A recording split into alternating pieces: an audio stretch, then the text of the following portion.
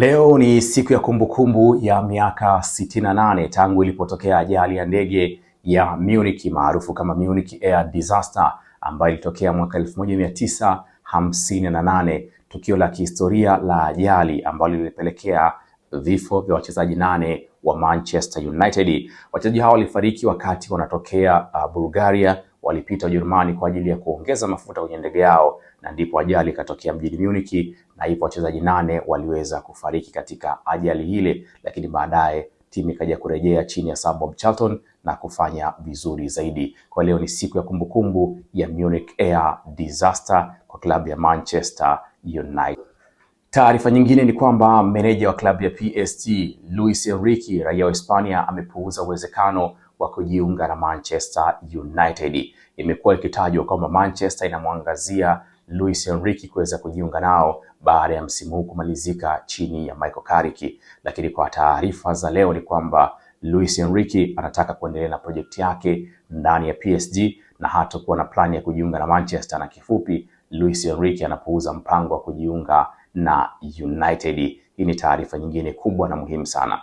Lakini taarifa nyingine ni kwamba Manchester sasa wanajiandaa kuanza mazungumzo rasmi ya kuweza kusaini mkataba mpya na kijana Kobbie Mainoo baada ya kuwa amerejea kwenye kikosi cha kwanza chini ya Michael Carrick. Ni siku kadhaa zimepita hapa, imezungumzwa kwamba Kobbie ni mmoja kati ya wachezaji ambao wanapokea mshahara mdogo. Sasa Manchester wanataka kuleta mezani ofa nzuri ya karibu paundi 150,000 kwa wiki ili Kobbie Mainoo aweze kusaini mkataba mpya. Mkataba wa sasa wa Kobbie unamalizika 2027. Wanataka kumpa mkataba mpaka 2030 Kobbie Mainoo.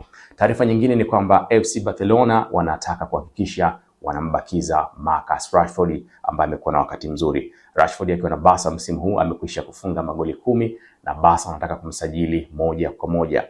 Katika vipengele vya mkopo ambao viliwekwa na Manchester, Barca wana uwezo wa kumsajili kwa paundi milioni 26 peke yake Marcus Rashford ambaye amekuwa na wakati bora, lakini kuna taarifa zinaeleza kama Michael Carrick atasalia kuwa manager wa Manchester kuelekea msimu ujao, atapambana kumrudisha Marcus Rashford nyumbani. Kwa Barca wanaendelea na mchakato wa kutaka Rashford aweze kusalia kwenye klabu hiyo kuelekea msimu ujao.